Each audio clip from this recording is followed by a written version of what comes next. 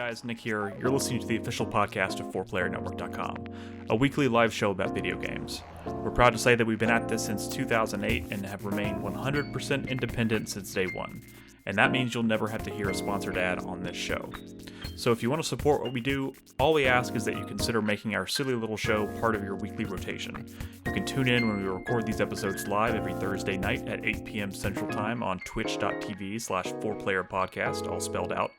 If that's not your thing, though, you can also subscribe to the show on your preferred podcast service, join our community Discord at discord.gg/4player, or, if you're so inclined, send us a couple bucks a month on Patreon. And that's it for shameless self-promotion. Time to talk about the latest and greatest in the world of video games. Let's get started.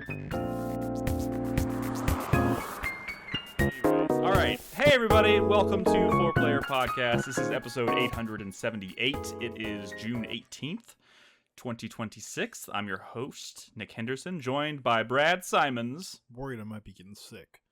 Oh, no. Christopher Guthridge. Hello. And Christopher Davis. Good evening. How are you? Guys, before we look, I'm not gonna forget. So we've been kind of off and on with some consistency with our shows lately. Just kind of lots of weeks off and stuff. So I've kind of gotten out of the groove of this. But we're getting back to icebreakers. I'm sorry, Dick Slicker questions tonight. Icebreaker. So we're gonna open with some community questions, aka Dick Slicker questions. But after that, guys, we have to have a conversation about Microsoft. What the fuck is going on with Microsoft right now? My what the fuck is, why did you just learn about this today? Long story short, I've had kind of a busy week, and I've just been distracting myself in other ways, and I've been playing a lot of Mina the Hollower, actually, so I haven't been paying a ton of attention to headlines. I got caught up with everything today, but yes, I was a little late to the party, to all the shocking shit that's been going down. So we'll talk about that. But before we do that, of course, guys, I want to pose a Dick Slicker question. No, we don't say that anymore. We don't say it anymore. Wait, sure we do. I'm saying it. Community question. Community question / icebreaker question / Slicking up our dicks. Slicking up our dicks question. We got heartfelt. We got heartfelt. Please don't call it that. So we're. Did we? Yeah. But that's what I'm saying. That's why we got to keep calling it that, because it's driving engagement. People are mad and they're engaging with the product. One of our community members got his dick caught in a cotton gin when he was younger, and that's crazy. I did not see that coming. Okay. Yeah, me either. Slick up your dick. Our icebreaker question this week comes from Shop Creeper in North Carolina, who, at the time of writing this question, which admittedly was a little while ago, was playing Pragmata. I'm guessing he's not anymore. His question is, are there any games that you guys recommend as co-op experiences that aren't actually co-op, such as sitting down and playing Curse of the Golden Idol, trying to solve mysteries together, etc.? Me and my fiance are currently going through Pragmata, where I control Hugh and she controls Diana, and it has been a blast. Thank you for reading my question. You guys are great. Yeah, that's. What was the question? Sorry. Oh my god.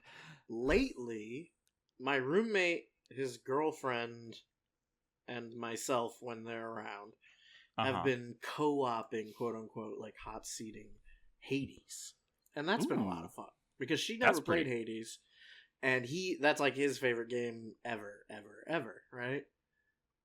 Yeah. So we started this like cooperative Hades playthrough. 1? Yes, the first Hades, because he has a PS4. We can't play Hades 2. Gotcha. I'm playing Hades 2 right now, but that's a really fun. I mean, like, I don't know if it's the best. When do you pass the potato? Like, when is the hot potato? You do a whole run. You do a full run. You go as far as runs. you can. Yeah. It's run based, right? And then when you switch back, like, so everyone starts their turn in the House of Hades and gets to do all of the housekeeping stuff. Yeah. Before their run, then they do their run, and then when they die, they pass it back, right? But that playthrough's gotten to, I mean, it's in the epilogue. They've beaten Hades like maybe 7 times, and were y'all doing it this way from like the very, very beginning? Yeah, this is like her first playthrough. That's pretty cool. But they've been playing without me because they're only around like half the week. But yeah, that like she's gone from in like 2 weeks. She's gone from having never played the game to now like doing basically beating it on her own. Yeah. And it's been really fun. I mean, I think that works because the character in the story is just kind of like really compelling, you know? Yeah. But those runs do get a little. My kids are playing Yoshi in the Mysterious Book. Is that what it's called? Is that really what it's called? Is that the I new think one? So. Or something like that. The new one. They've been playing that new Yoshi game. Oh, yeah. I didn't hear the question, but I'm gonna like use context clues it and ask: is it about good hot potato? Good. What are some games? good co-op experiences that aren't actually co-op? So Griffin and Henry have been passing the controller back and forth, and you know Henry's better at, like, he's actually accomplishing game. I don't know. Are you familiar with this Yoshi game? You seen this? You heard talked about it a little bit. It's about like discovery. It's about like fucking with things and seeing how they interact. It's like, what if Yoshi was not a platformer game with like enemies and stuff, and it was more like a discovery. It's like Breath of the Wild, but there's no enemies. You're just like trying to see how things, like the goal of the game is to see how things interact, and you literally you're like jotting down in your book or whatever how things, like the species, it's like a nature documentary. I was like, oh, this enemy, you know, when touches water, he puffs up, and you know, you're literally like writing down all these like factoids about how things interact in the world, and you know, Henry's good at like figuring all that stuff out, and Griffin just like running around and like making the funny stuff happen. It's just like it's a game that can just be, it's almost like a toy for like a younger kid. Just kind of fuck with the environment and the flora and the fauna and see how it does cool stuff. And it's pretty neat. I don't want to play. It looks like baby shit for me, but for them, they love it. They love it. There it is. I was waiting for the hard pivot on this one to come at the end. But not like your typical baby game. Like, you know, like certainly more interesting than your average boring ass Yoshi kids game, right? Or you know, it's unique. I have a few answers in mind, and I think some of these are maybe a little bit obvious, but games like Until Dawn, I think is a great kind of game to play as, you know, like a couple, just having one person kind of follow along with the story and like chime in when you're making tough decisions and that kind of thing. Of which there are many. I guess you could extend that to the Dark Pictures anthology games after that, or Telltale games. Like it's tough when you have to make like a split-second decision, though, isn't it? Yeah, but I feel like that do it, and but I feel like that can lead to some like really comedic like moments. No, it's like true. Freaking out. True. Like the Malia handoff to me during these scenes. Also, like heavy. Quantic Dream games, right? Same sort of thing, right? Like hand off for the quick time events. But as far as like Telltale games and like Life is Strange games, I love playing those with Malia because anytime you have to like explore a room, click on all the stuff in the room, I can't do that. That I give to her, and I'm like, look, I don't think anything exciting is happening. No, it's just boring. Like I get really bored. That's what I'm saying. You think it's beneath you. You can't. Me being bored by something does not mean I think it's beneath me. I'm just not gelling with it. No, that's not how I don't like you saying that because people Brad. Believe that about me. I'm fucking with you. There's also like, you know, Mario Galaxy 1 and 2. Those are pretty good. Yeah. Although I think the actual like built-in mechanic for like the second player is kind of stupid. It gives the other player something to do. Yeah, that's like little brother mode. That thing sucks ass. No one that's likes like playing that. All it's there to do is give that second person something to do. But like you could play hot potato with Super Mario Galaxy the same way that like they're playing with Hades and stuff. Like each person do a world because there's so many. There's so fucking many worlds. Mm-hmm. Also, I think it's worth mentioning anything where it's like the Return of the Obra Outer Wilds, anything where it's just like trying to unravel a fucking puzzle. Is great to play together. Also, I had a lot of fun unexpectedly with Robin kind of co-piloting my first playthrough of Tunic. Because when we started to realize like the bigger picture and like some of the hidden puzzles and hidden meanings and stuff throughout the world, she was like getting really into it and like had a notepad and was like writing down notes and stuff, and we were talking, trying to figure shit out. Can I say though, you know, as a long time ADHD fella, my Malia can't stand it. Like when we're playing like her story and shit, I am all over the place, and she's the exact opposite of me in that regard. And she's like, dude, you need to like pick a lane and stay in it because I can't write all this shit down. You're being ridiculous.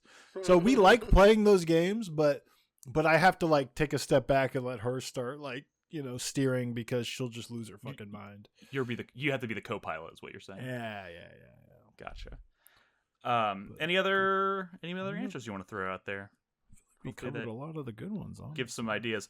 All right. And there's like if you want to go down that rabbit hole of like, because you mentioned Golden Idol, and that kind of led me to say Return to the Obra Dinn. There's so many games kind of like that I think would work. Professor Layton would actually be a fun one to play. What's the one where you're in the hotel for the seance? Seance of Blake Manor. Yeah, that's a good one too. That's what it's called. Yeah. Robin watched me play a lot of that, and then ended up playing it herself afterwards. But yeah, it's fucking awesome. So, of all games, though, what? You can't watch someone play it and then like I'm gonna do my own. Well, it was you're playing it together. I was playing it on my PC with my headphones. She couldn't hear it. She was just like kind of picking up what was happening, like context clues of like, oh, this looks interesting. She's like, in the room with you and you have headphones on. Sometimes she like sits on my couch back there. I mean, the thing is, she's like scrolling like Instagram, watching videos and stuff. So of course I know, but you still got to be present. You got to take the headphones off, and we actually have a system here. We have this thing. She bought this for me. This is I basically have a doorbell over there that if you push it, this thing lights up. It's because she kept scaring the shit out of me by coming in behind me while I was playing games. So now she literally hits this every time she comes into the room to get my attention. Do you get scared at the light? It's like she has to like ring a bell. Yeah, basically. Why is she not there with you when you're playing a spooky game though? You're fascinating. I mean, we both you just could be have on very. TV. You could be on TV. I don't we know. both have very different. It's the same thing with. Why did you put the door right stuff. behind you though? Like that's true. Like I didn't put you're just the door begging there. for it. No, okay, you sense put for your the layout of desk the room. and your chair there though, didn't you? You fucking smart ass. You chose You're that. the only one whose layout could be in like one of those horror movies. Horror movies where like, no, Nick, turn around, no. Exactly. What's so good, Chris Davis? Where Davis's your couch is, like the closet. I'm not is okay. perfect First of for all, that. the only reason I won't change any of it is because I had this when we bought this house. I was meticulously like mapping out how I wanted this room to be laid out. My TV is mounted where I want it, and it's not going anywhere. So it kind of, but it does. So it does kind of dictate where everything else goes. And I also have these giant doors here that kind of like limit what I can do with this wall. So there were considerations. I love the layout, but yes, that is one caveat that we've had to. you could bought the wrong take out house. those doors and turn it into a kind of a bookcase thing. You should have done like Chris Davis and built a house. I mean, that's true. That's probably our next time. Wait, you mean if Chris we Davis ever- wanted this layout that he has? He chose. He chose that? He paid somebody to do this. Yes. This was the same. What's going on? Can you give us a better angle? Is there any way to like lower your camera? Brad, I mean- you would understand his layout if you actually came to his house that one time, but you didn't. My kids were sick. I think same reason I didn't go to your house because my kids were Same sick. reason you don't understand the layout of the room I'm in. You bitch. Yeah, man, I'm okay. You don't understand the layout of this room either. You've never been in this You know, room. I was actually thinking about that because I have been to your house, and I'm sitting here trying to figure Never out which been in room. this room. Never in this room. But I've seen, like, I know when you. Okay, I don't want to start like describing the layout of your house, but I On do the think I have a pretty good idea. All the egress and ingress points. Here's my question for you, Brad. I'm sorry, we can move on from this pretty quickly because I'm sure the people at home don't give a shit. But like, is the room that you're in right now, is it closer to your bedroom or that your kid's The bedroom? front of the house. This is front of the house. Okay, see, I think I know where that room is, but you know, anyways, this is highly exciting stuff. Let's move on, guys. Thank you for the questions. If you're a supporter on Patreon or Twitch, you can submit questions. We do one question per segment, so if we don't get to your question right away, we'll get to it on a future episode. You can find the link on patreon.com/4player, or if you're a Twitch subscriber, it's pinned in the Twitch supporters channel in our Discord at discord.gg/4player. Anyways, let's move on. Before we get into all that weird Microsoft shit, and we do have Steam Next Fest demos to talk about too, so it won't be all doom and gloom. But I do want to quickly say since last week, because we did spend a lot of time last week talking about my shitty first experience with Mina the Hollower. Since that last conversation, I've played about 16 hours of it, and I'm on the train. We're good. I'm on the train. I just unlocked the train in Mina the Hollower. So, okay. Good. I am cool stuff. There's so much secret stuff in this game. Oh yeah, obviously I don't want to spoil anything, but there's a lot of secret stuff also involving the train. I've already found a couple things. Do you see this? How much do you think this costs here? She makes all Malia does is make stuff like this, not like she works in a fucking sweatshop. She doesn't stop. She just makes stuff and then she just throws it on the floor and starts making new shit. It's so crazy. That's random. Sorry, I'm just frustrated because I was looking around this room. Like, this is that ADHD he was talking about. Yeah. Sorry. Man, you made me lose my train of thought. Mina the Hollower is pretty good. Mina the Hollower is pretty good, guys. I think it's very good, but it's the weird. I have finished 3 dungeons. Okay. Last time I hadn't even made it to a dungeon, so how is your how many hours would you say? About 16. Okay, interesting. Because the way progress works in this game is it's very open. Yes. And you could really take your time exploring that world, and to me, 16 hours, I was probably done with one dungeon. You know, it's just how. Well, I mean, there are lots of things that I like, lots of avenues to explore that I just don't think I can yet. Like, I've found them, and I'm like, I don't think I have what I need, or... I will say, one thing about Mina the Hollower that maybe we didn't get into is that there's a lot of stuff it's a little bit like Tunic or something, right? Where you think you probably can't do it, but you probably actually can. That's probably, yeah.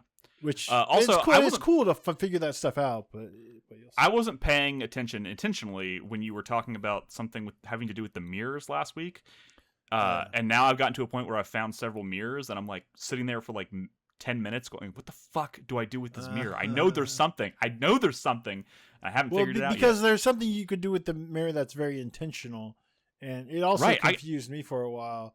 But yeah, I haven't figured it out yet, and I'm glad I didn't pay attention when you were talking about it or when it came on the footage last week, because I feel like that would have spoiled something. But I know I can. I'm staring at this mirror like I know I can fucking do something with this, but I haven't figured it out yet. So, anyways, I'm having a great time with Mina. It's a great game, great fucking video game. Disregard what I said last week. I was just dumb. I was having a rough start to this game. No, those were valid concerns. I mean, that game starts a lot harder than it. I do still struggle a lot. Like your little thing about like, oh, I don't think I've died once. I'm still dying a lot. I haven't lost all my sparks. I haven't lost my bones. I have lost so many bones, even after like at this point. I'm still consistently losing bones. How many sparks do you have? You still only have one? 3. I have 3 sparks. Okay. Yet I'm still losing bones. Okay.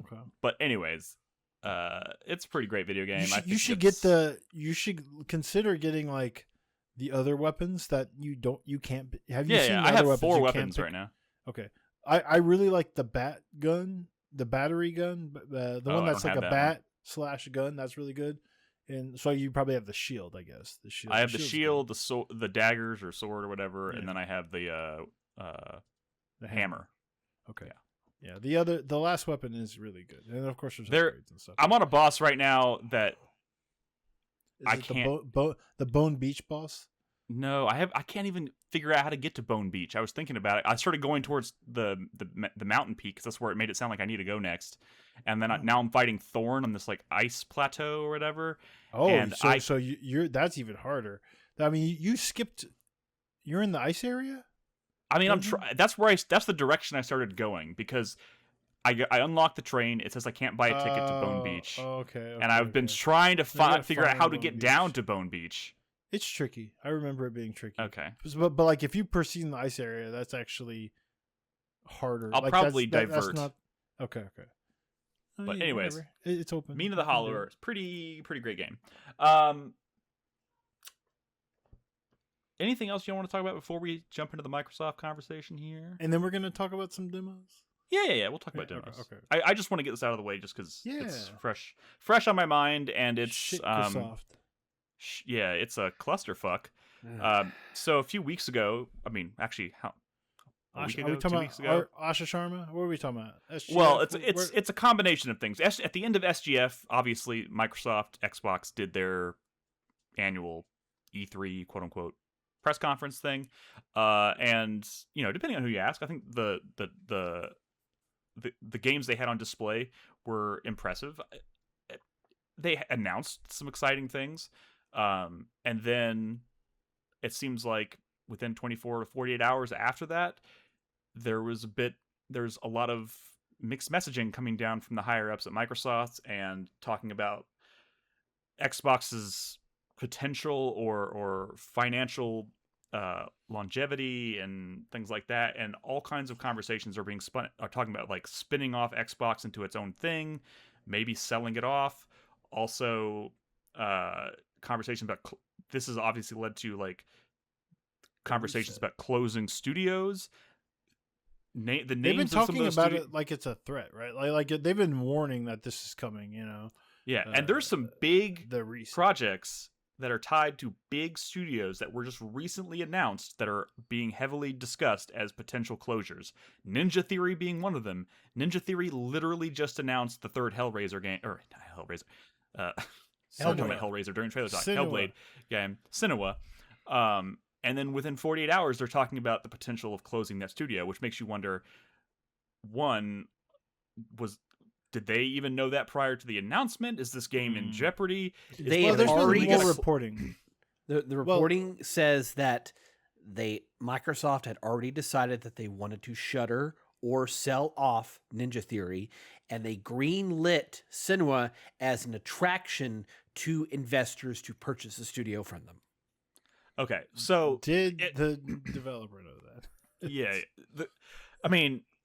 it does make you wonder. First of all, how in the know the people at the studios are, not even just the people at the top of the studios, but the people working in the studios.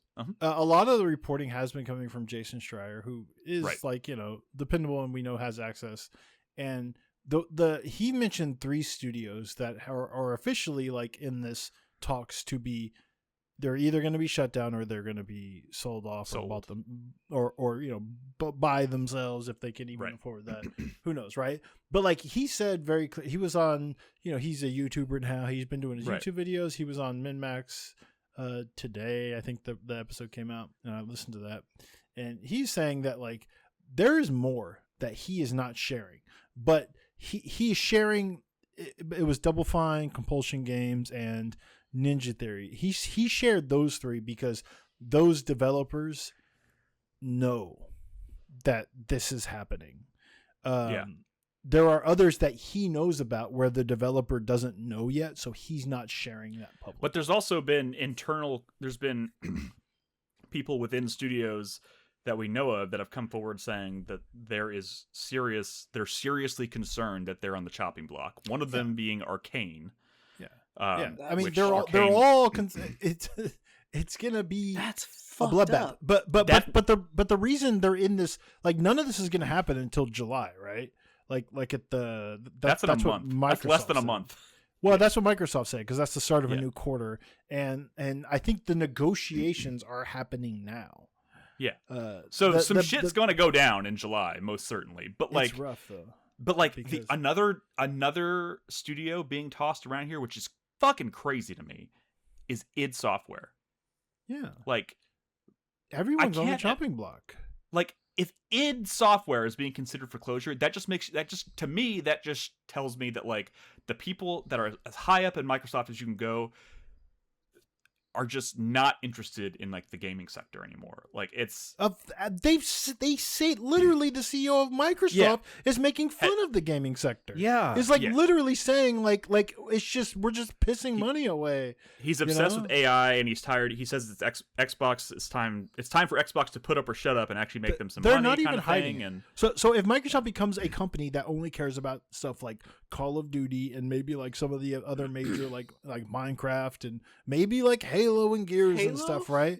Like sure, right? But like, why would they care? I mean, why would they care about some of these studios that make single player games that don't do anything? That sell like a few million copies and that's it. Like the current version of Xbox leadership and Microsoft leadership, there is no way they give a shit. But here's the and I know this is just we're digging into a bigger conversation about capitalism and like the state of the world and the kinds of people.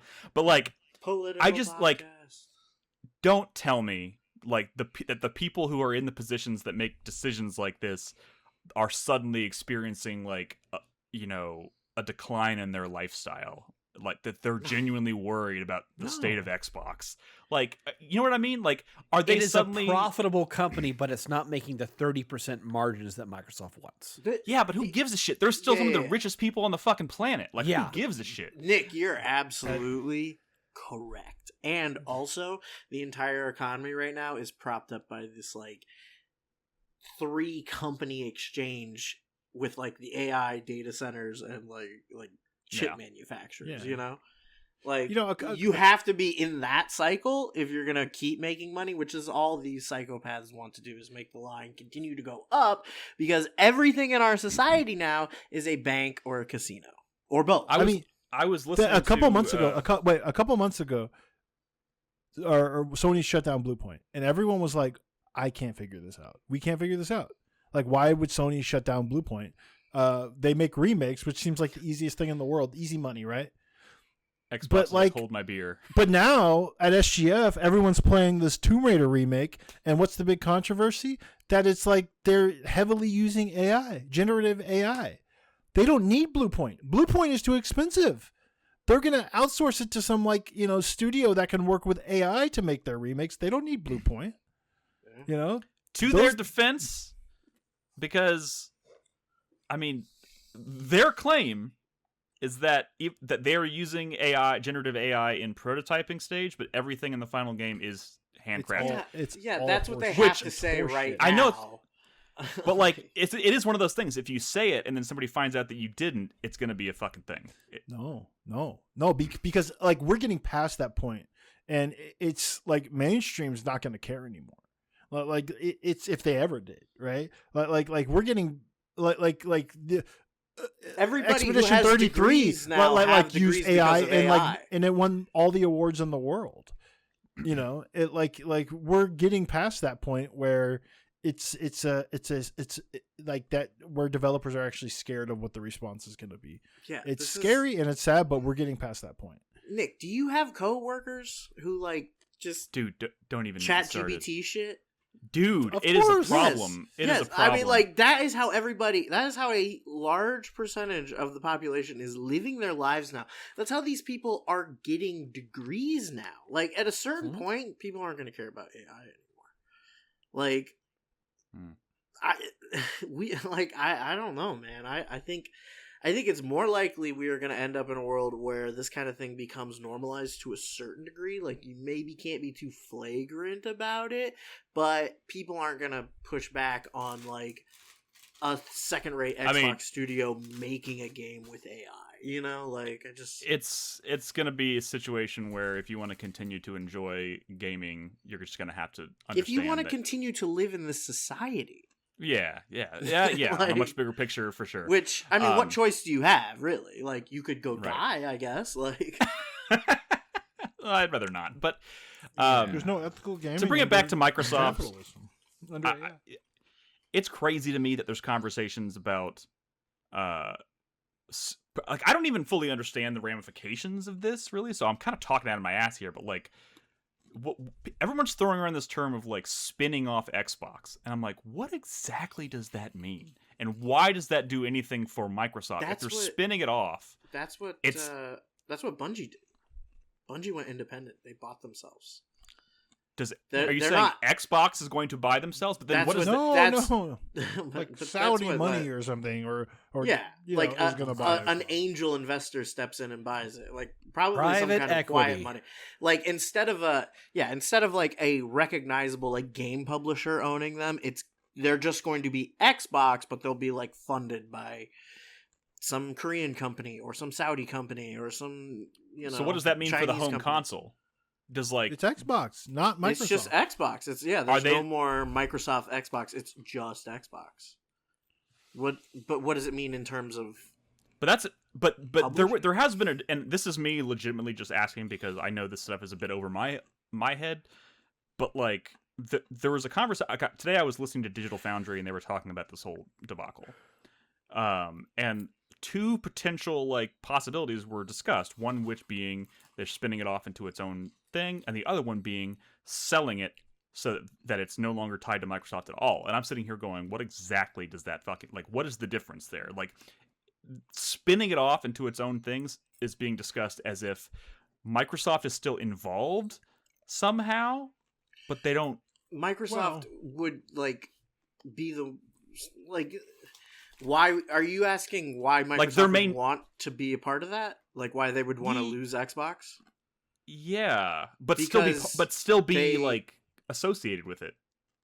What do you mean associated? Like that's like they're talking about spinning it off, but like Microsoft would still be like technically the owner of it, but spinning it off is I don't. Oh, look, instead of it just being a product that Microsoft makes, like it'll be a company that Microsoft owns. I guess, or has a large stake investment in maybe. But also maybe I think I don't know, maybe because it makes it easier for them to extricate them from whatever portfolio they're trying to build. I don't know. Whatever, like they're trying to be like an AI computer company. And they don't need Xbox being a part of their like internal revenue stream. Yeah. So they make it a separate company that they own that they can kind of compartmentalize and sell easier. And then sell it or destroy it or do whatever they want with it. Like, yeah. I do think it begs the question of like, because over the past like 5 to 10 years, I think Xbox has been struggling to kind of like reclaim its, momentum or reclaim its position within the industry. Prestige. Like post Xbox 360 prestige post Xbox 360 era, because obviously they were the king during that era, but now they've been struggling to like get back to that point. And then Don Matrick happened. Dude, and then everything kind of went down. I watched that video literally today, the Don Matrick video where he end of his career. But like, do you remember who that it was? Jeff Keighley. Jeff Keighley, yeah, him, right. Okay. But like, the response that or the follow-up that Jeff Keighley has is what makes it so like, you fucked yourself, dude. And like, doesn't he say something like, is that really your answer or something? Yeah, he's like Xbox, he says that, is this the message you want to be telling people? Like his follow-up question is so savage. It's a kill shot. It was a kill shot. Because for once. no, like I mean it, right? Like Don Matrick, like he said it like he wasn't. It was just something he says to 1 million interviewers, but with any other response, like some sort of Xbox, loving website that was interviewing him might respond in a much more positive manner. But the way Jeff Keighley responds makes it like adversarial. Dude, adversarial. Like an actual interview, like actual journalism. Exactly. Like he wasn't expecting that. He was expecting a press junket to like advertise his shit. Yes. Jeff Keighley, believe it or not, was a big part of that kill shot. And respect, honestly. Yeah, respect for that one, for sure. I mean, I don't going back to what we were talking about, like spinning it off or putting it as a subsidiary or even selling out the entire thing. Like they spent $70 billion purchasing Activision. They spent $8 billion purchasing ZeniMax Bethesda, and they spent $5 to $7 billion building up their 10-15 studio Microsoft Game Studios selection. When did all this happen? I mean, over the course of the past 12 years. Yeah. So some of this was also during COVID too, right? Yeah. Yeah, when they had free money back then. Panicking, yeah, and like, but also throwing around money. So anyways, the point of me saying all this about like their prestige era and stuff is like, if they were to sell Xbox off or make it a subsidiary, just basically so that it's operating on its own, do we think Xbox can sustain itself? Like, does it have the... Dude, I know it has the... Anybody can sustain themselves. No. Like, the whole... Like, there's been a lot of talk this week about, like, Sony. Because of the Bungie shit, right? Yeah. And it's... Sony's getting hit with, layoffs. Like half of their staff, 400 people, are losing their jobs next month. Like, Jesus. yeah, Half? yes, half, 50%. They're getting pared down 50%. And Yeah. Sony or PlayStation? Like No, or I'm sorry, Bungie. Bungie. Okay, I was like, At Still, one that's point, Bungie is, but that's not the only cut that PlayStation's making. I don't know the details on the whole company, but like, dude, everybody is like cutting and paring and like not doing well. I mean, Yeah. look at how many tech sector layoffs, waves of layoffs there have been in the last 3 years alone. There was one a couple months ago. There's another one happening like this summer. Like, and as soon as the WB Skydance merger goes through, a bunch of studios are going to get cuts as well. yeah. yeah, it's gonna be brutal. And The rest Bungie. of this year, it's gonna be. Have we brutal. talked about Bungie? Now there's I reports mean- out there saying they're about to cut half their damn. We just said Literally it. just said that. Literally just we're said just talking about that. Oh. Ah! God This damn is it, the Brad. third cut Yes. for Bungie, by the way. They topped out at like Yeah. 1,100, 1,200 people. Somebody in Mr. Papa Shot in Like chat says 16. at one point they had 1,600 people, 16. which is crazy. That by is the way, They crazy. they hired up around with the final shape. Around the Yeah. time that they were doing the final shape, they hired up That is. a crazy amount. And the messaging then was, we are going to continue doing Destiny forever, and we are going to continue doing Marathon forever, and we are going to make a bunch of money. so it sounds like the bubble is popping. Kind of. Is that Yeah. the right terminology here? I I mean, mean, I just feel like I know what you're saying. I just think we're. I mean, they had 6 projects in incubation at the time or something like that. Yeah. Gummy Bears was still a thing that they were like putting all their hopes and dreams on, and then Gummy Bears Sony took that and just said like, this is a different studio now. This is its own studio. Video games are not a bubble. Like this is just late stage capital. Yeah, I- this is I mean- is like the tech sector. Yeah. Like, yeah. Yeah, like I guess mean, what I mean is that like all the decisions they've been making for the past 5 to 10 years collectively as part of that comes with being part of the tech sector, the consequences of those decisions are starting to come to fruition. I mean, So- but we're getting to the point where consequences are going to start looking more like cyberpunk than like a decline in Wait, define like the economy wait, go or whatever. elaborate on that. What do you mean? What do you mean with, like, Cyberpunk. cyberpunk? You know, like 3 blowback? companies run the world, and Oh, and yeah. you know, and Okay. we're going to be fighting machines soon. You know, Yeah, we're getting Arasaka. closer to that than we are. than- We already are. yeah, it's- I mean, South Korea is already that with Samsung. Samsung just owns the country. I mean, TSCM is Taiwan, basically. Who's going to be America? TMSC or whatever it's called. I don't remember. Tencent. Please don't much, say much more fucked up in this country. Yeah, Dude, Please don't say Tesla. we're gonna be like a fucking third world country. yeah, I mean, we are a third world country. yeah. Or just I don't know, The Handmaid's Tale. Both. Maybe a little bit of Yeah. both. Did you guys see that AI white nationalist like fantasy movie that was going around on Twitter? No, What? Someone no. made an Luckily, AI film that's like what society would be like if it was perfect, and it was just white Christian nationalism and like, you're talking to married women, you're under arrest. Like, What the fuck? Yeah, it's crazy. oh, fuck it was me dead. it was Sharia law, but white and Christian. Hell yeah, dude! I want to watch that video.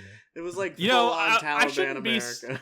I shouldn't be surprised that we started talking about the state of Xbox and it somehow led to white nationalists. Sharia Dude, law. it, like, I'm sorry, politics is a real thing. You're It right, affects everything.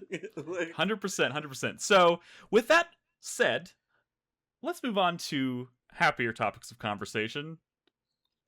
Maybe. is it actually? Yeah, Jonathan Blow's Order of the Sinking Star. Yeah. Hmm. Tell us about that, Brad. By the way, it's Steam Next Fest right now, so there's a bunch of demos out there, and we have played a few of them. I haven't, Yeah. but we have collectively. We have. So, Yeah. did you bring footage of this? I have Yep. footage. Yeah, I have 3 games I brought footage of.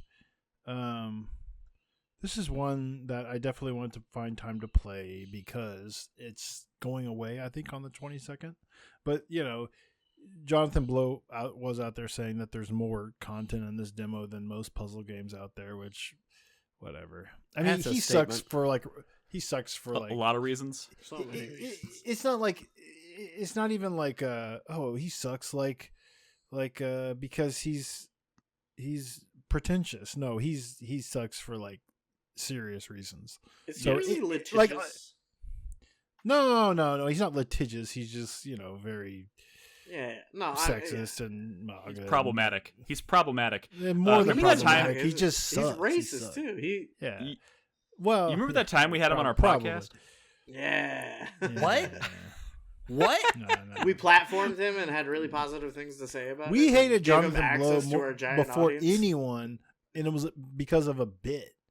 Yeah. Where he no-showed a panel, and they had a blow-up doll, and we took the blow-up doll, and It was okay.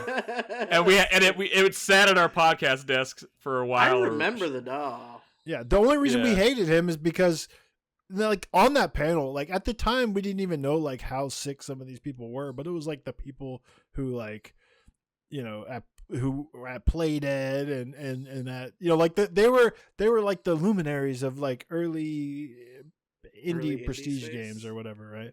And then Jonathan Blow, like, flaked out, and, yeah. So we hated him for, like, innocent reasons back then, but then we started to, like, over the years, hate him for, like, oh, and then Indie Game the movie came out. And we realized he kind of sucked, and Soulja Boy made him cry.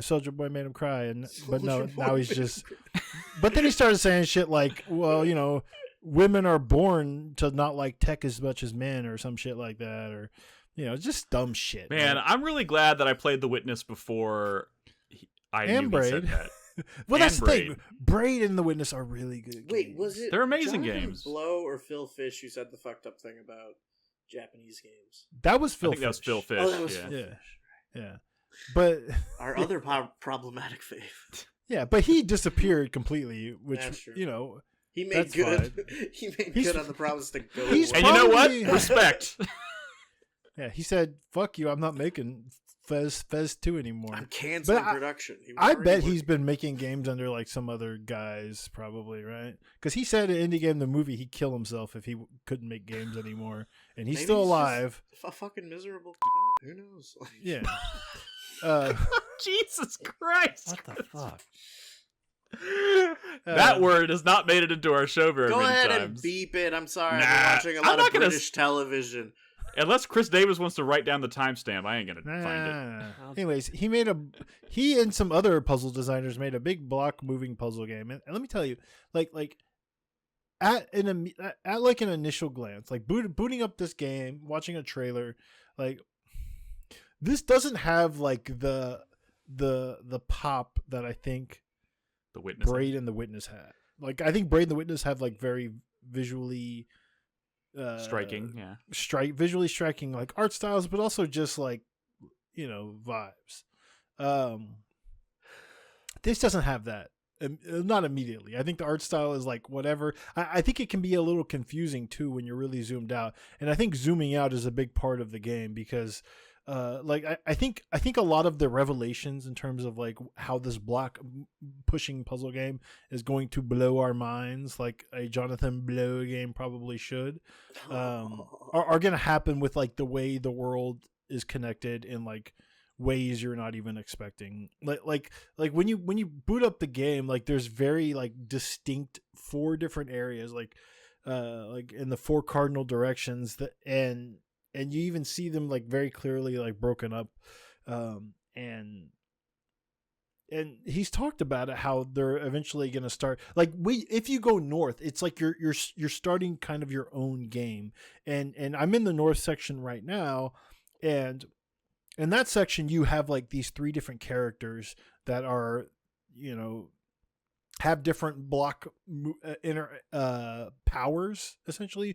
One very like Lost Vikings or something. One character can push the blocks, one character can only pull the blocks, and one character can swap with the blocks. And then it starts simple, like any Jonathan Blow game, right, or puzzle game would, where they just are trying to get you comfortable with the basic like verbs of these characters, but then it starts to get really complex. It like in the clever sort of way, like, oh, well, I could just pull this block and move over here, and I'm like, oh wait, no, but I'm still pulling the block. Fuck, this ain't gonna work, because the character can only like the character that pulls blocks, if they're touching a block and they move in the direction opposite of the block, you drag it with you. And that could be very frustrating when you're trying to not drag the block with you anymore. So now you have to think of like, wait, I need to get her away from this block because I need to not pull this block right now, because I need to set it up so I can swap the block with the wizard who swaps with the block. Yada, yada, yada. So like all of the North puzzles are like dealing with these different characters, but when you go back to the overworld, which if you look at the footage now, I'm like in the overworld where you're trying to find out where these puzzles even are. I can already tell that the world is hiding a lot of stuff too. Like I found this one little path that, depending on which doorway I went to, the color of my clothes would change, and I quickly realized like, oh, the story that's being told in this part of the world, I now, depending on what color of outfit I'm wearing as my overworld character, I now have these like block manipulating puzzle powers, but in the actual like map before I even get into the puzzles, if that makes any sense. Okay. There's a lot of like imagine if Super Mario World, like half the game was doing stuff on the map as well. Like I feel like that's what, and we're going to start getting into weird stuff like that. And it's going to get trippy and probably cool in ways that, like, you know, like a Tunic and stuff would, where I could have been doing this the whole time, but I just didn't really understand that that's how this element works, or, you know, my knowledge base for this element is so much more crazier now, so I can do from a design standpoint. That is like my favorite thing. Yeah, absolutely. I kind of hate that, like, it's kind of loosely associated with Jonathan Blow. They're not loosely associated. I mean, other people have done it, but because Jonathan Blow, I feel like because Jonathan Blow kind of like cracked open. But this style of like Sokoban, what do they call them? Sokobans, like the block pushing puzzle games are like, they've been around for a long time, and early on in the development of this game, when in its concept phase, like he invited a lot of like block pushing puzzle game designers, and like a lot of the puzzles are designed by these other designers as well. I think like the revelation is going to be like how these worlds and these abilities interact, because I'm now showing a clip from like the eastern part of the world where it's more about like this one character who's manipulating boulders and mirrors to like, because he can go through mirrors. It has nothing to do with what's going on in the northern part of the world, and not just like functionality, but also like storytelling. Like these characters, they talk, and there is a lot, and like every time you go into like a new room, like they're talking, and there is a story being told, and there are different stories depending on what part of the world you're in. Are they interconnected in any way, or is this just like not yet? But I assure you, based on like what he said, that is going to happen. And Now, granted, it is a demo, and it's kind of hard for me, and they're talking a lot, but it's hard for me to like really care, because I'm just kind of playing the demo and I'm trying to figure out the puzzle, and I'm like, I can't pay attention to this. All of my mental energy is focused on like moving this shit around. Stop talking. Like I don't want to do that. I don't want to literally listen to cannot this right multitask now. this. But when I play the actual game, I do kind of want to not ignore it, because I think they want to do some ambitious shit with the story as well, and that's kind of interesting if they can pull it off. Because one thing I'll trust a shithead like Jonathan Blow to make a good puzzle. We know he can do that. Can he tell a good story? I mean, I thought the ending to Braid was kind of clever, but all the bullshit, like interstitial, like notes or whatever between the areas, I didn't care about. I thought, and like the stuff in The Witness, I very much didn't care about. That was a lot of like philosophy and shit. Like, I don't know what the fuck was going on in The Witness, but again, it was all my mental energy was focused on like, remember everything I know about these line puzzles, because I feel like if I go to sleep, I'm just going to forget everything I know about this game. So I just didn't really care. I didn't really care. But the story is so in your face in this. Two things. One, am I going to pay attention to it? And 2, I don't trust Jonathan Blow on many levels that in ways I didn't really think about when I played his games previously. So I'm getting nervous that there's a lot of story in this game, if that makes any sense. I don't know if he's like the writer or the only writer or the sole writer or whatever, but like I'm worried that the story's going to be having messages that I do not agree with. We'll see. Yeah. Does that make any sense? It does. Like it's gonna because he's gonna work some of his bullshit in here. I mean, as you can imagine, he's using AI, right? Not in the way that you think, but when you boot up this game, it's like, oh, not all the voices in the game. So like, you could just play what's there with AI voices if you want. It's all like placeholder. Or you could just turn it off, and like the message says, fuck clankers or whatever. Like on the title screen, like I don't want to use voices, just use text. And like the message is like fuck clankers, and I'm like, okay, whatever. Oh, I guess he's not so friendly to AI, but no, I started to think about it, and like I booted up this game, and like I'm pretty sure that the voices of most of these characters are not AI. But I have not played the whole demo, right? There might get to a point where there is clearly AI voice acting, right? Because he said, I chose the option of like, I don't want to hear AI voices, but I'm still hearing voices for most of these characters. Like it specifically says, if you choose this option, you're only going to see text and you're not going to hear voices. So I have been hearing voices, and the voices of these characters do sound like real voices. All this to say, I took a step back and I was like, I bet this motherfucker is just collecting data on like the choices people were actually going to make, so he can be like, see, actually people chose the option of the AI voices because they thought it was better than nothing or whatever. Like, I don't trust this man at all is what I'm saying, and it makes me nervous even playing one of his video games. I'm glad somebody said it.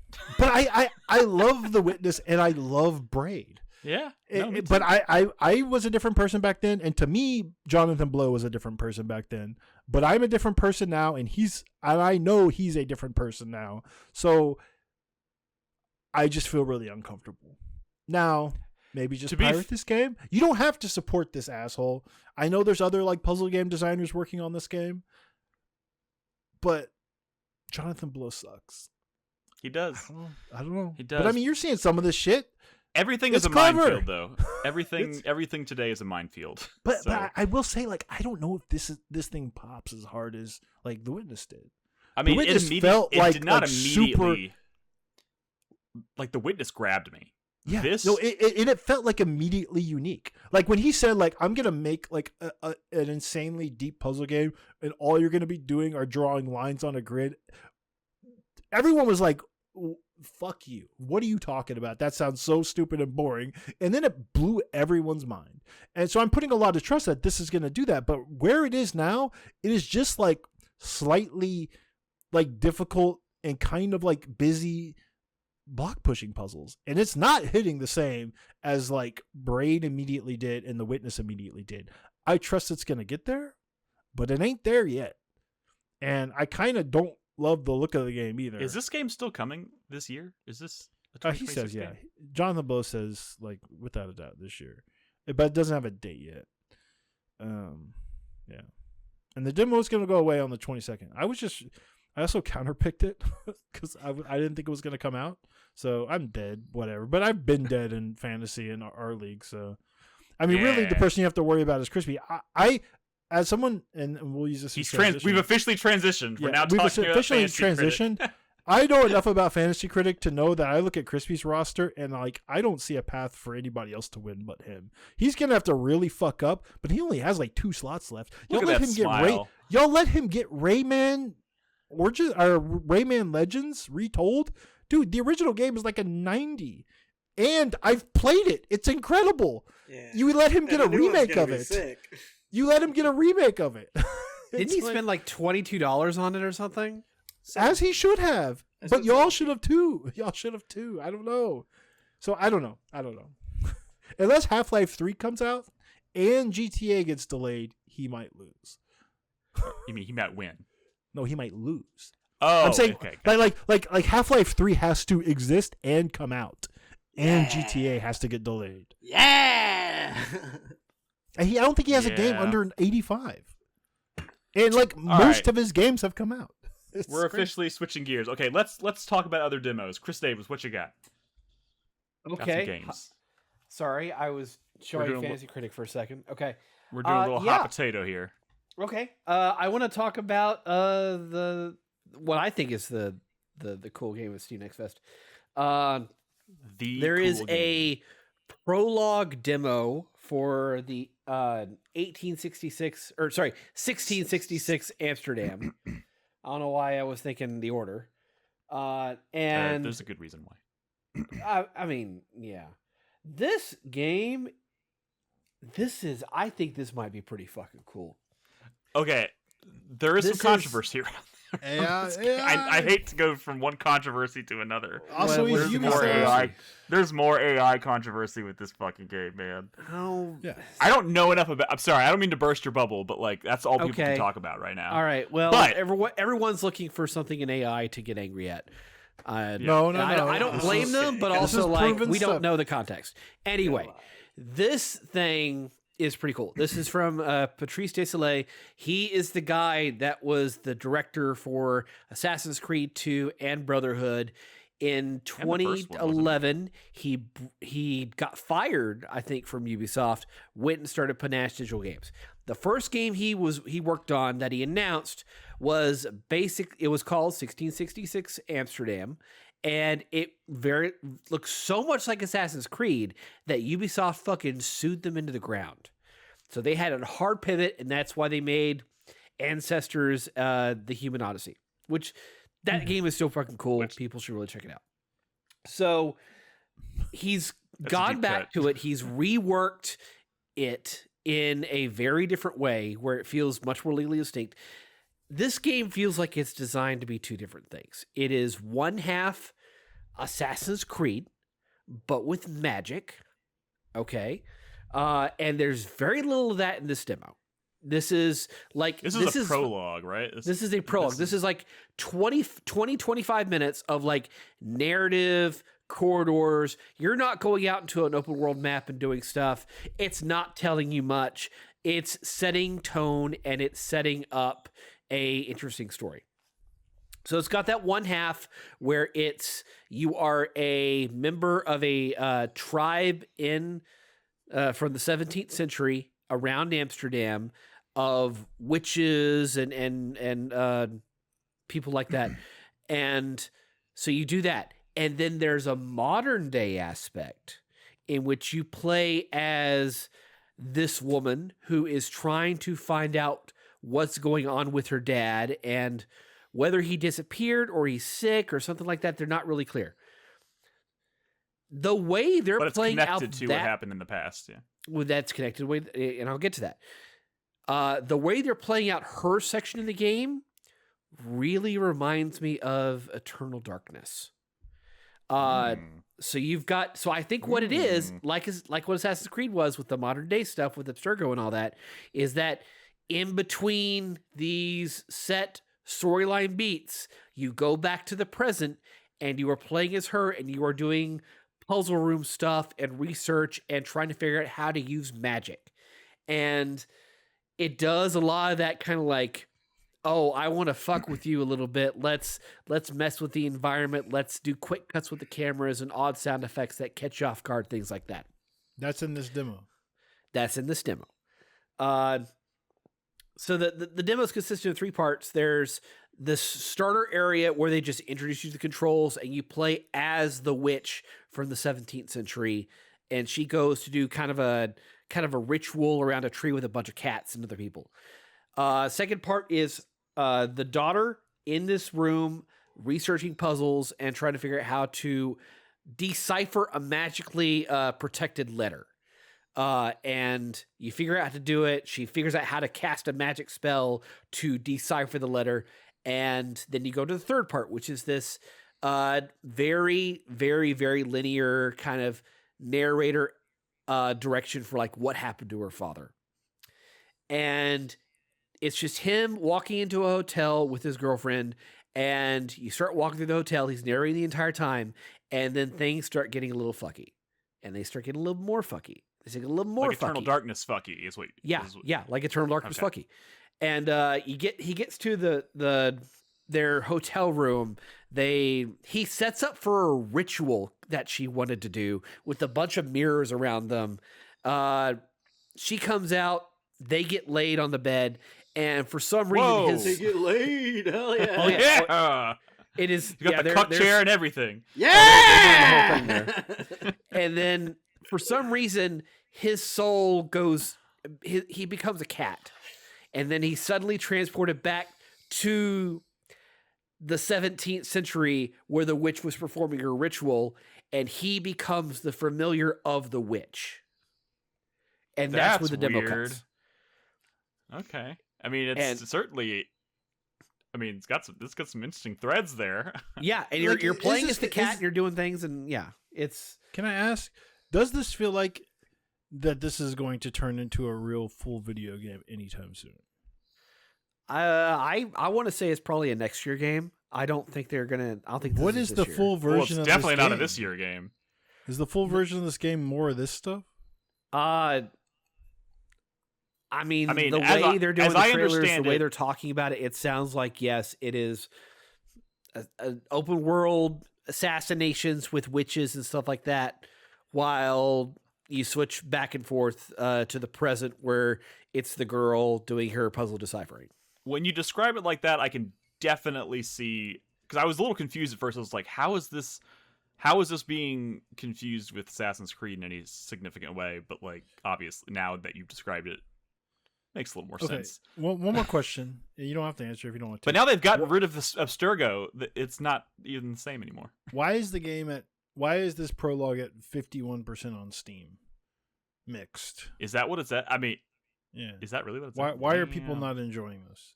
I mean, I can only Have you assume heard because any of them? there's it's literally a tutorial for using the controls. It's a narrative setup, and there's zero combat. There's zero open world stuff. It is a No, it linear as reminds me fuck of that prologue 20-25 for, minute thing. Reminds me of the prologue for what was it? What was the one that used to have like combat that's as good as Resident Evil? What's it called? Alone in the Dark. Alone in the Dark. Remember they did a demo prologue? where you I just never walk around said, you said that. it was as good as Resident Evil. You I said it you was said- mimicking Resident Evil, modern Resident Evil. It You was gotta be careful mimicking with that. Yeah, gotta be not careful. What he said. Check the tapes. Check the tapes. That's not what he said. But, Somebody but please you see what I'm check the saying? fucking tapes. They can. It's there. There's a prologue demo for that. Remember that was just a bunch of walking around? Yes. And I'm like, well, Yeah, is yeah. this what the game is? But that was is so there- bite-sized. Like this, I mean, this is still pretty bite-sized. If it's only 20 to 25 minutes, but like, yeah. I remember that Alone in the Dark prologue thing being like literally 5 minutes.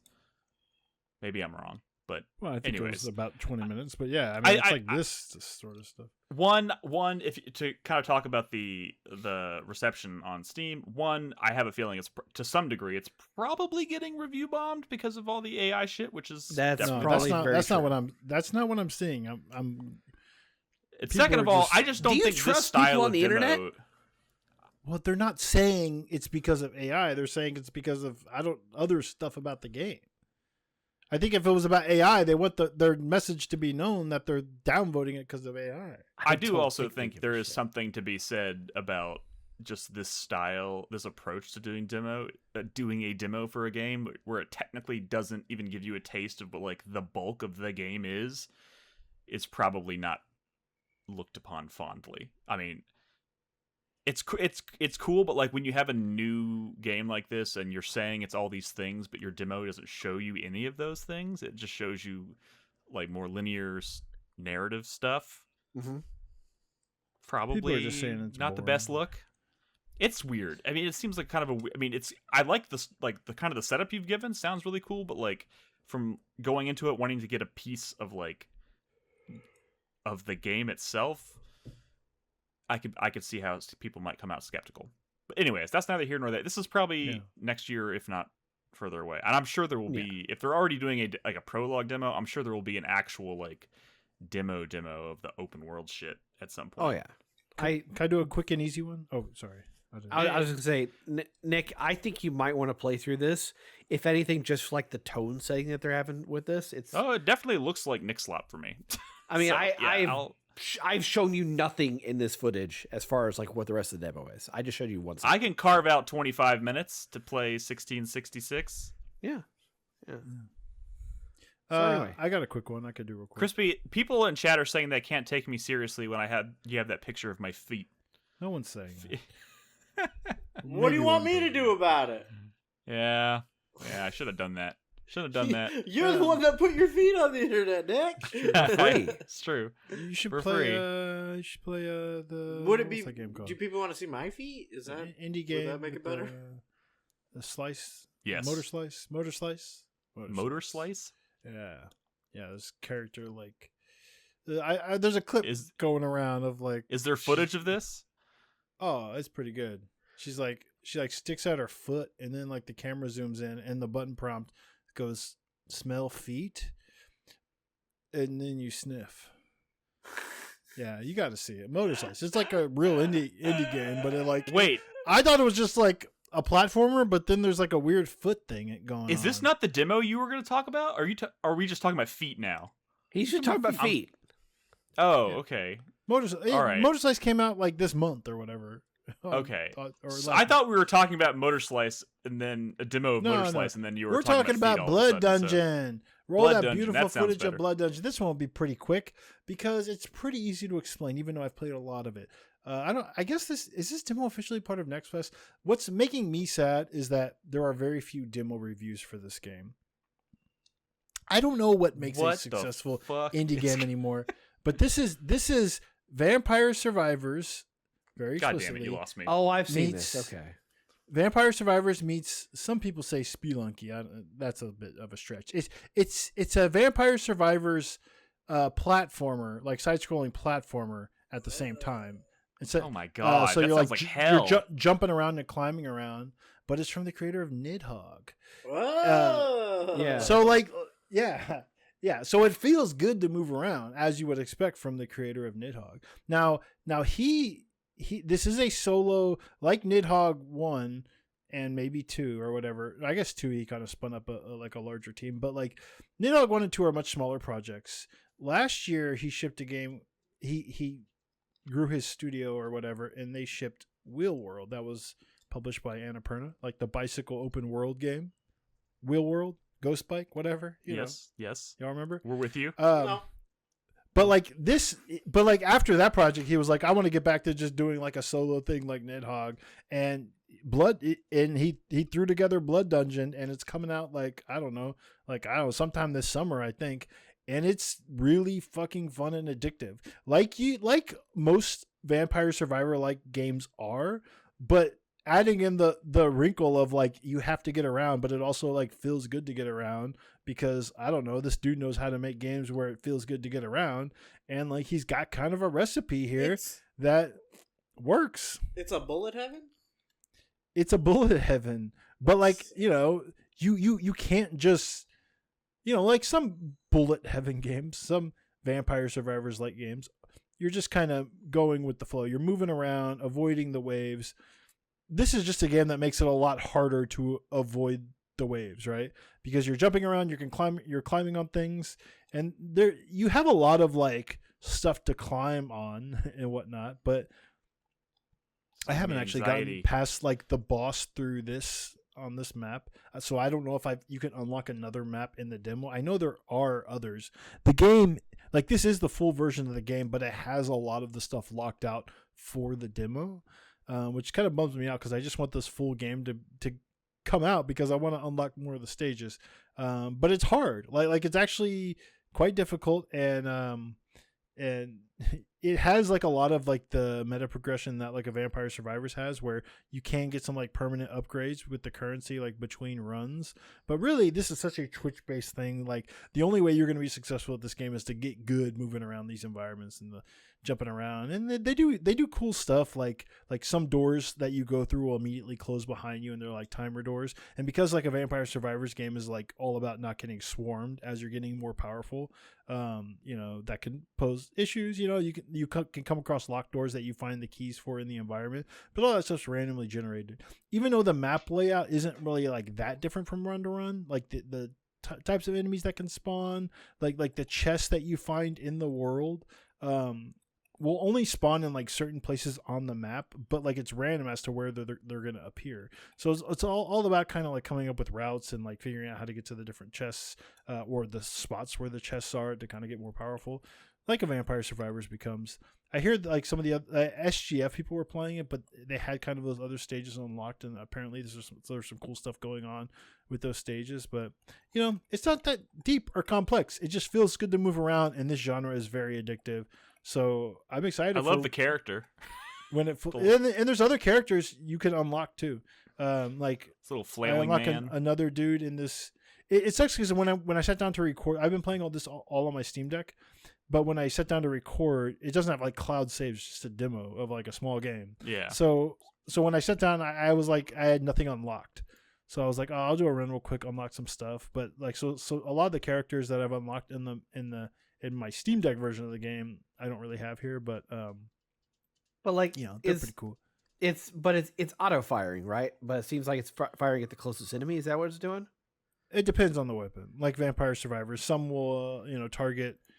Some will be random, some will target like the closest, some will just follow like a set kind of pattern or whatever. But I mean, I like the idea, but this just seems like fucking hell for me. Hell? I mean, that's what these games. Heaven, you mean? Heaven? Bullet I mean, heaven. Hell. It's a bullet heaven. I would have to platform and manage my how close I am to enemies in order to prioritize enemies. No, but that's it, right? You're not. The weapons are doing their own thing. You're just getting around the damn environment. Yeah, I am definitely in the camp of this is giving me anxiety, but I can. Your opinion is objectively wrong. I mean, that's fair. I mean, that's fair enough. That's fair enough. But like I understand Nick, but the problem is Chris Davis is a Vampire Survivors fan. Yeah, so like this, and I don't know if he's ever played Nidhogg or anything, but like he should. Like, I respect, man. Like I pulled this up and there's like 30 reviews on Steam. It's just a demo, but like I'm gonna be so crushed if like the creator of Nidhogg can't make a game that's this cool and addictive like immediately, right? Like so much of like the populace of Steam, I know they love playing games like this. And the fact that they're probably never gonna know that this exists if they just played a second of it would know. Like we just need like top streamers or whatever to try this out to tell the populace what they should try, because I don't think the creator of Nidhogg can sell games anymore apparently on his own, which is sad. But anyways, that's it. It's cool. Well, you heard it. You heard it here first, guys. Go play the demo. I'm sure like Nolan would really like it, or like Carlos, but go play the demo for Blood Dungeon. But yeah, you can't be bad. You're gonna get your ass kicked. I was last thing. I turned on the leaderboard and I was like on the Catacombs. I was like 13th in the world, and I was like, oh yeah, fuck yeah, dude. I've been playing a lot of it. I got good, and I was like, oh well, there's only like 100, or I mean, like the leaderboard only goes up to 100, and I'm like, well, I guess that's still pretty good. But then I saw I looked at the SteamDB stats, and I'm like, oh, there's not that many people playing this game. I mean, I guess I still feel there's still time, good, but like it's just fucking Steam chart discourse. No, I only go down. I only go down as more people play, but you know what I'm saying. Yeah. All right, we're hot potatoing back to Chris Davis because he also has multiple demos. Yeah. This one, we're not going to talk about this one that much. It'll be short. I played this before the podcast today because I'd not had that much time this week because I had been playing Ace Combat. But anyway, so I played the demo for. Let me get the exact name of the game. That's already, you're already off to a beautiful start, Chris. Get your poggers ready. He posted this in chat. Did you guys not see that he already? Told it is called. Truck-Kun is supporting me from another world. This is a. You have to say it with an up. It's a question. Yeah. Yeah, like, I mean, upper intonation. Is supporting me from another world. Yeah. Okay. So this is a game where you drive around as the stereotypical truck driver from an isekai anime. And for the nicks in the world that don't know what that is, that's when a main character is killed in our world and they're almost always hit by the same fucking truck. And they wake up in a fantasy world, and they got powers and everything. Well, so it's a trope. Do you have to? It is a trope. No, you don't have to be killed in a world Isekai just means you're in a different world. Yeah, you're in a time. fantasy world. Yeah, but you're Yeah. typically hit by a particular kind of truck. No, that's not how it worked in a Connecticut Yankee in King Arthur's Court. That's not a convention. I mean, it's a modern convention of the genre, but it's not a requirement. It's not. No, but it's very common in anime. Anyway, that's not how it worked in Suicide Squad Isekai. Ni no Kuni 2's an Isekai, and you're the president, and like someone like there's like a nuke's about to go off, and then you go back to a fantasy world and you have a gun. The opening to Ni no Kuni 2 is so sick. This is a game in which you drive around in a fucking delivery truck, and your goal is to hit everything in sight to help out the person that you originally killed who is communicating with you from the fantasy world. This is a game that's a lot like, what's that match 3 game? The 10 million, or I need to build a boat? Except it's basically Crazy Taxi. Oh, yeah, I was gonna say that in the bottom corner is the person in the fantasy world fighting slimes while you're doing all this shit. So you hit objects in the world to build up her attack meter, and then you honk your horn for her to unleash her special attack, and then you hit people. You hit people in the world to send them to the world as mobs for your character to kill. Okay, we you got hit there. people Okay. and they get isekai'd into another world as like a monster. I mean, they joke about it. Dude, There's it no is clear crazy answers. that- This might be I don't know. It seems like the entirety of like the sword and sorcery like fantasy genre in Japan is defined by like Dragon Quest. I mean, you're not wrong. Can I just say? Funny. Can I just say this is what this sentence that I'm about to speak has no. I real don't know what I'm meaning. about to say. But I am immediately more drawn to the visual style of this than I am to that Jonathan Blow game. yeah, no, me too. The Jonathan Blow game looks bad. This looks like Promise Mascot Agency. This is developed by is- Strange Scaffold. Yeah. This is Strange Scaffold of all fucking people. You Well, say I think you're developers you of say actually- that El like I should Paso- know who that is. Because we talk about 3 of their games every year. Yes. Developer of El Paso Elsewhere and Oh. Click Holding and I Am Your Beast. I Am Your Beast, and I mean there's so many. Like probably Teenage Mutant Ninja Turtles Tactical Takedown. I heard was pretty good. Co-op Kaiju Horror Cooking Space World Baby Trading Simulator, I believe, came out earlier this Space year. World Baby Trading Simulator? I haven't heard of Yes. that one. That's Yeah, sick. it came out this year in January. Somebody play that. Report back. It's a Jesus Christ. stock market game where you're Who trading sell babies. Yeah. so That is super fucked.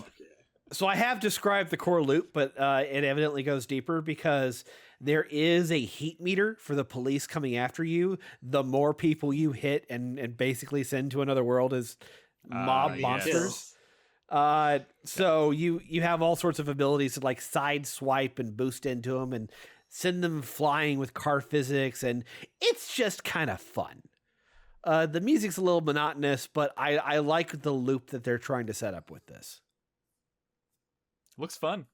Looks It is. Did you know wild. they announced El Paso Elsewhere 2? Yes, they did. I forgot to mention that. I'm surprised that wasn't. Did Or they? was there even a trailer? because for that? because like no, but Why we is didn't that not show in a trailer? trailer. Yeah, why was that not in because trailer? there's too talk? many trailers from SGF that I can't keep all this shit in my head. But it's so I El only Paso remember the Elsewhere. big.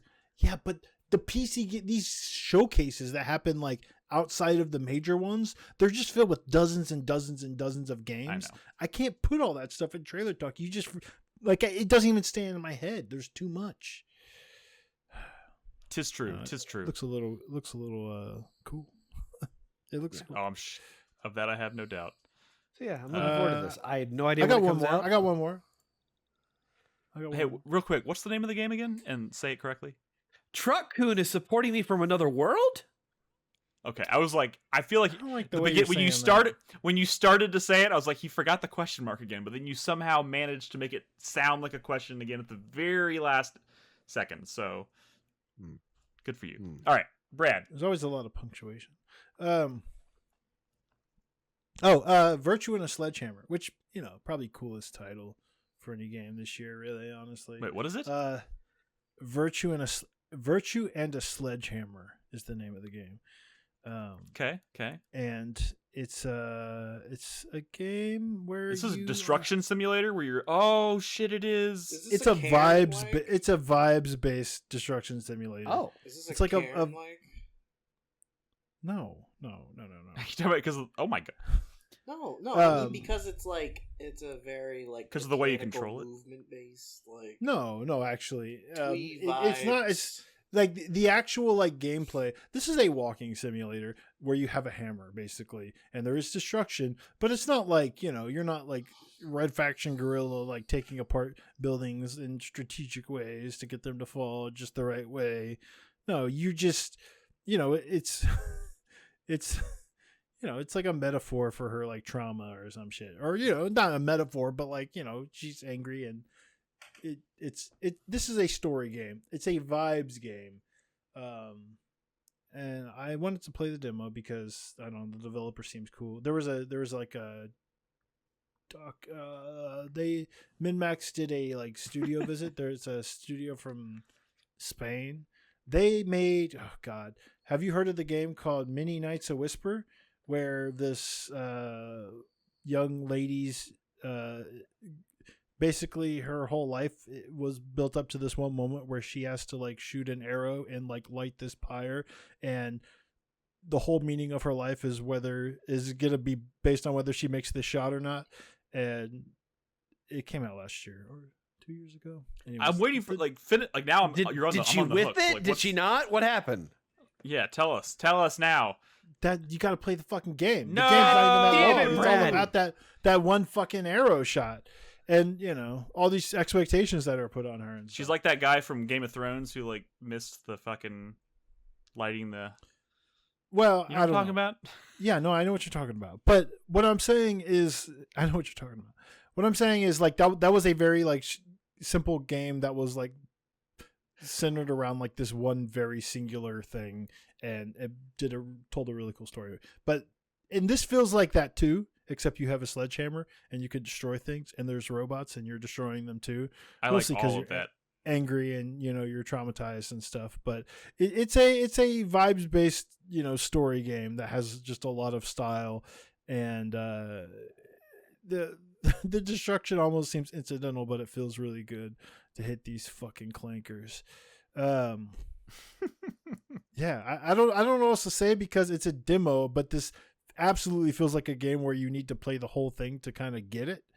But I'm already like vibing with the style of like the storytelling. You are finding things in the environment that are triggering like scenes between past scenes between you and your sister and your mother, which is the source of a lot of what's going on with this character, who is destroying things with a giant sledgehammer. And I don't know. I don't know what else there is to say except I kind of like the vibe, and I'm excited to play this game when it comes out. And I do like destroying things. Destroying things is good. But like this is a game that you buy because you like cool indie games that tell cool stories with a lot of style, not because you really like Red Faction Guerrilla. But the developer of this game definitely did play Red Faction Guerrilla. I feel like that's safe yeah, to say. sure, yeah. I mean, for like research purposes, probably at the very least, you gotta. Man, God, I miss Red Faction. Fuck. You're not the only But one. I don't know. Virtue and a Sledgehammer. Yeah, I think it comes out. What was the name of the later Red this Faction summer? game after Guerrilla? We don't Armageddon. remember that one. Armageddon. That one That's sucked. right. It didn't suck, but whatever. This It is was being no- published by Devolver Digital. Oh, another thing that this developer worked on is a game called Deconstruct Team. I believe Deconstruct Team. Madrid based. The Cosmic Why is this Wheel girl Sisterhood. naked in the woods? Anybody hear about that? No, I have not. Gods Will Be Watching, the Red Strings Club. Nope. Heard any of those? Nope. Yeah. Indie fans in the know about these games. I don't know what to tell you. The Gods Red Will Be String Watching Club is. I've heard of. Oh, and Gods the Will Gods Be Will Watching. Be Watching. That was That was a controversial game back in the day. I feel like it was. Yeah. Anyways, What the fuck, Brad? I just saw that decision you just made in this game. what? It was like this woman is standing in the woods naked, clearly cold. And my mother. Yeah, but like the option it gave you on the screen was go help your mother who is cold, or let her freeze for a little longer, and you chose let her freeze for a little longer. Bro, I'm trying to see how the scene played out. Okay, she was I'm just saying, I saw what you did. I saw what you did. I think there's a lot of trauma in that relationship. Honestly, okay, I was just in the moment. Leave me alone. Okay. Was that your? Have you played this demo twice to see both ends, or did you just only play it the once? Was it your first instinct to go for the more cruel option? I just played it once. I'm also killing these robots, which, by the way, are not like they are not asking for it. Often these robots are cowering and desperately want me to not destroy them, but I'm doing it anyways. I worry about you sometimes. No, but that robots. The game is. They give you a sledgehammer. It's therapy, Brad. Yes. This game is about therapy. You can also kill like every character in Undertale. Not my therapy, the character's therapy. I'm just playing the character. Since I didn't do it, real quick, we're done with this one. Real quick, Mini Knights of Whisper. The Steam description: a short interactive essay on dreams, pressure, and expectations. Take part in an ancient ritual where one shot determines the fate of a generation. And I'm pretty sure you just take one shot in the game. I need to play it. I hear it's only like it's only one shot. How long could it be? Well, you talk to a lot of people about your shot and stuff. I think a lot of people are like they make like wishes based on your successful shot and stuff. So there's a lot of pressure. It's basically like that lady from Encanto, I think. You've heard the song. Yes. Yeah.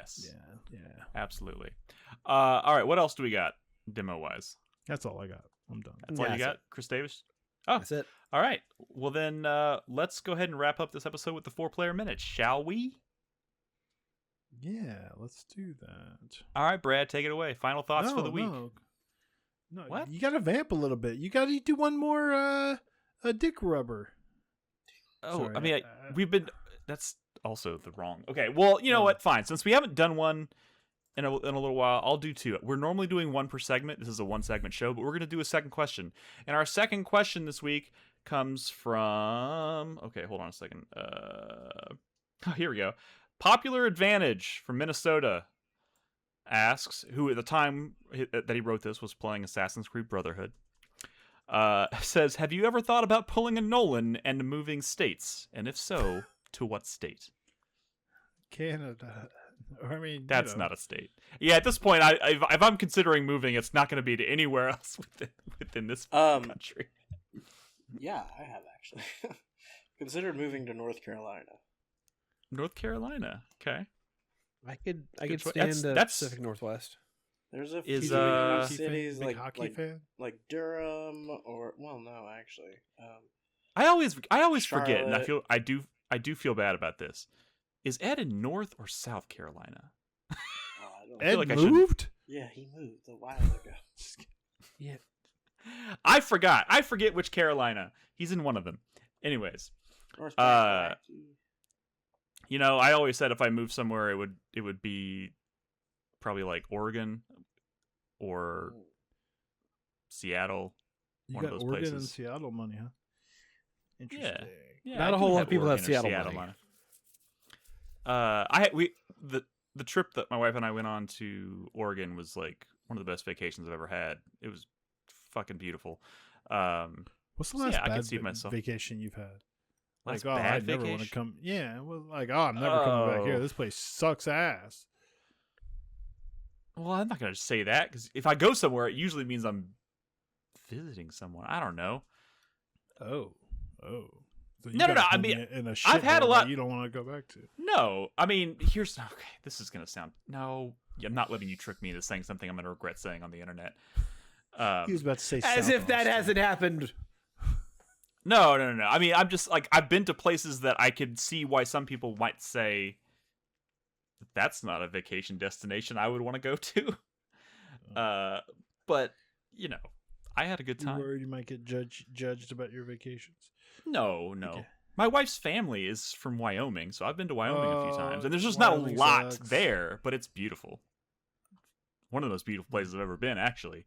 Just if you're not like spending time in nature, there's like not a lot to do. You know what I mean? But gotcha. I like Wyoming. Anybody else? No. Moving is like a rich people thing. Is that enough vamping time for you? Are you ready for your 4-player minute, Brad? Not really, but I can come up with something. God. Yeah, do it. Final thoughts. Yeah, my hype, shame, sweat, and fuck you for the week. Or no, thank you, fuck you. How do we do it? Final thought. Whatever your final thought happens to be, Brad, it's yours. It's your time. My final thought is, I don't know. I tried playing that James Bond game, and it's kind of cool, but should I send that back and just get Elliot? Y'all don't want me to talk about Adventures of Elliot. That's such a nerd game. What about Star Fox? Do you know what it is we do here? What? We talk about new games. We talk about nerd shit. What are you talking about? Yeah, I know, but like y'all don't want to hear about Adventures of Elliot. I don't even know if I want to play it. If there's anybody on this podcast I want to hear talk about the Adventures of Elliot, I think it'd probably be you. But if I'm on the fence, then maybe it's a lost cause. You know? Okay. I'm just saying, don't make that decision on our account. Well, why are you bouncing off of First Light? Like the time to play it is just so late in the day, and everyone's just so damn tired, and I get a little sleepy. It's too much for him. Sleepy. No, I mean it's not like the first few hours of that game aren't like slow per se, but like you're not exactly in like the real action for a while. I mean, the beginning of the game is pretty pretty akin to what you would come to expect from like the opening of a Bond movie. If that makes any sense. Yeah. But like after that, like it's not that but like you spend a lot of time in the training. Yeah. And even when I thought I was done with it, I'm like, no, we're not done with it. We're going back to the training. Huh? Interesting. Yeah. So I'm kind of raring to like get into some like explosions and stuff, I guess I could say. And there's some good shit. There's some good shit in that game. I'm almost done. I know. In fact, I don't dislike it or anything, but like it's just I don't know. I don't know. Like, you know, at the end of the day, you want something. Like, I have games that wake me up, and I have games that put me to sleep, and it's not like insulting to the games that put me to sleep when I'm really tired. When I'm really tired, it makes sense that some games are gonna like sometimes I'll be playing a game and I'll be like, oh, this is fine, but I'll start to get really sleepy and I'll have to turn it on. But if I put on like just a show to watch, it's easier for me to stay awake. Is anybody else like that? Dude, I don't even bother trying to play video games when I'm tired. Yeah. If I'm tired, I'm like, I guess I'm watching something because I can't do this right now. There are games, and it sucks so much that no one wants to watch me play like Slay the Spire or whatever, right? Because a lot of like streaming is like, well, I could stream, but I would be getting sleepy in an hour unless I put on a game like Slay the Spire, in which case I can stay up for like another 4 hours. But then everybody else will be sleepy. But literally no matter what I play, no one in chat's gonna watch me. They're all gonna just go away, right? Unless I'm talking about trailers or something. But Slay the Spire is the game that like Slay the Spire 2 is like, oh, you know, like play what you want to play, and like no, they don't give a shit. But like it'll be careful what you wish for, folks. It'll wake me the fuck up, in a way that you know, like Bond does not. You know what I mean? That's fair. There have been a couple nights this week specifically where I'm like, I'm loving Bond and I really want to play more Bond because I want to see how the story ends and everything, but I am too tired and I've just bypassed it altogether. I will finish it this weekend though. Order of the Stinking Star ain't gonna really wake you up if you're sleepy. Stinking Star, but that's what he named the video will wake file. you up. Blood Dungeon will wake you the fuck up. You know what I mean? It's like that. Fair enough. All right. Anyways, I don't know. Yoshi would put me to sleep. That's for fucking sure. All right, Chris Davis. Final thoughts. My final thought is a regret and something that I feel really bad about. Warren Spector's new joint came out 3 weeks ago, and nobody's talking about it. I don't think What is anybody it? realized it was out, and it's What not is it? getting like any reviews. Yeah, It's of course not. It's called Thick as Thieves. We've watched several trailers of it. It's that Oh! co-op first-person heist game that looks a lot like Dishonored. Yeah. No, It's nobody's out? doing it. It came out 3 weeks ago to almost no fanfare. I don't think there's any reviews of it on OpenCritic. That's and, not true, man. Oh, on OpenCritic.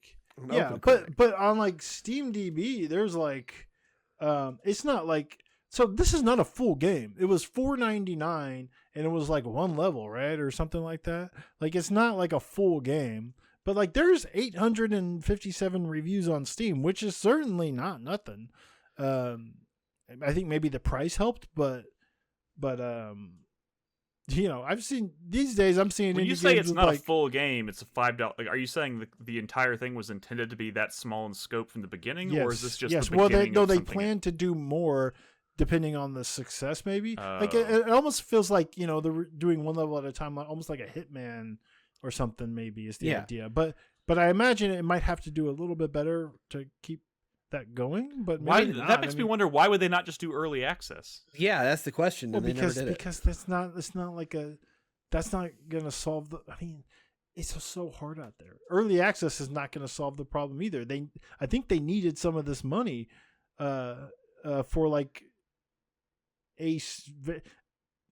I'm saying I don't think this is enough game for even early access. Like that's not the solution.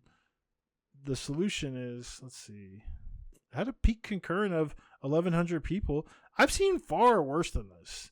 Like owner estimations, according to like 3 different trackers on SteamDB, are on the low end 59K and on the high end 79K. For an indie game these days, I don't know how big that studio is, but like like Double Fine would kill to have these numbers. Yeah, Well- that's the scary thing. I mean, the other thing is that because this game wasn't doing well, they just had to lay off 17 people. So Yeah, no, it's not enough. Obviously, this unsustainable industry for both the indie games and AAA games, it's just fucked. So I think we have an overlapping overlay, by the way. Oh, yeah, we do. Okay. Yeah. Like Double Fine is a San Francisco-based studio with over 50 employees, and their games, the peak concurrent for their last 2 games was under 200 players. Yeah. Pick of Anyways, Thieves is like a huge success compared to Double Fine. which again, crazy. And it's Any- still any- not enough. Anything else you want to throw in there, Chris? No, Davis, or- just how upset I am that I haven't played this yet. Are you I playing bought it? it as soon as I found out Okay. about it, and I will probably try to play it this week. there you go. You've I got done a 4-day you've weekend. done your part. So. And You've been too busy playing You've The done your part. Division. You've mentioned it on this podcast. We're spreading the word a little bit. Oh, Ace so- Combat. I've actually just been You've been playing back- Ace Combat 6 this week. So You bitch. Okay, Crispy. Final thoughts. I mean, we talked about it earlier, but my final thoughts this week are just kind of more doom and gloom for Bungie. Yeah, 400 a lot of doom and gloom. 400 all people over the getting place laid right now. off. That's fucking Yeah. crazy. I mean, this whole industry is Man. fucked, man. This is fucked. It certainly doesn't. It certainly feels more dire right now than it maybe has ever felt. I will say, I'm still playing Um, Marathon. Shit still slaps. It's pretty sick. Shit still fucking. It sucks that it's slaps. like, such a lightning rod for everything that's going on right now and everything that's wrong with the industry and everything. But I don't know. What can you do? What can you do? Nope. Yeah.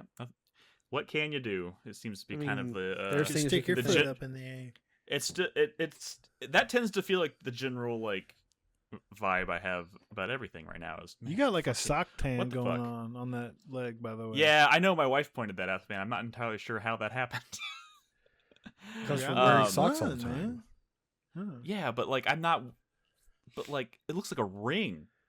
Yeah, because you You wear know what I socks with your sandals, man. What the I don't. fuck? First of all, I don't wear sandals. 2, I don't wear short socks with feet long like pants. that, man. I'd have my dogs out all the time. my dogs. Look at the. What the fuck are you talking about? Oh man. Calm Okay. down there, Quentin. My final thought for this week is, I know there's a lot of doom and gloom in the industry right now, rightfully so. There's a lot of terrible shit happening, and it's probably going to be brutal between now and the end of the year. But as far as like games that are on the horizon that we know are coming, I'm excited to play, there is a lot. I'm glad I finally came around on Mina, because now I'm at a point where I don't really see a world in which that misses my top 10 list this year. The game is really fucking good. I'm loving Bond still. I'm excited to finish that this weekend. But I also noticed that, like, at least my calendar where I've kind of outlined all the games that I'm excited for, there's nothing between now and August. It's empty. There might be some releases coming in June and in July, but like I don't got much else. So I'm gonna try and use July to tackle some games that maybe are on my backlog, and maybe start a replay or two of games that I've been wanting to replay for a while. I've been thinking about replaying Days Gone at some point, because I never played the what do they call it? When they remastered it, basically. And I got it on PC. Nick, I bought you a game. It's in our family share. Go play it. It's called Ground Zero. Ground Zero. Buy it. You didn't buy that. You bought it for yourself, and I just get it by proxy. Yeah, what the fuck? But thank you, I guess. Anyways, God, shit, fuck. What was I saying?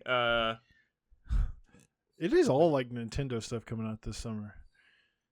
I am. You can play Beast of Reincarnation? It's on my list, but I'm kind of waiting to see how that shakes out in not reviews a before I make a Splatoon decision. Raiders girly. I've got Beast of Reincarnation Groove guy. on my calendar, but it's like I'm not entirely sure how I feel about it yet, so we'll see. Do you keep a calendar of game releases? He does. I mean, He's I have got a a fucking spreadsheet. I have a spreadsheet, and it like, yeah. Dude, why? Nick. Pio spreadsheet. Just look at Pio's. I'm so hard for spreadsheets, so yeah. Anyways, You love spreadsheets, dude. I took the Radzar. What? The autism test again. Oh, Just I always got to double check. And one of the to ones make sure you on there. still have autism? Yes, I want to make sure it doesn't go away. You have to re-up your subscription every year? Exactly. Or they don't fill my. Would it be offensive to call this episode the Autism Subscription Show? Yes. Oh no! Don't do that. Yeah, and that's why Makes you sense. should do it, Nick. No, I was just thinking a lot about rehearsal season 2 as well, as I'm wont to do. And there was a question on there about like, do you love like spreadsheets? Shut the fuck up. I swear, there's a fucking question on there that's basically that. What are your You love opinions keeping on lists mean, and trains? spreadsheets and shit. If that was the only factor, like if you answer that yes to that, you're on the spectrum, like automatically, I would be fucked. Dude, So, like seriously, like in a non like cool, like, oh, it's cool to be on the spectrum a little bit, like on TikTok or whatever these days. Like I was shocked to find out, like according to the answers that I said, they're like, dude, not even close. Get the fuck out of here. And I'm like, are you sure? Are you sure? You lost it. he really, You Brad lost really it. wants in. He wants to be neurospicy or whatever they say. No, I'm just so anti-social and very. You're an introvert, Brad. I don't like.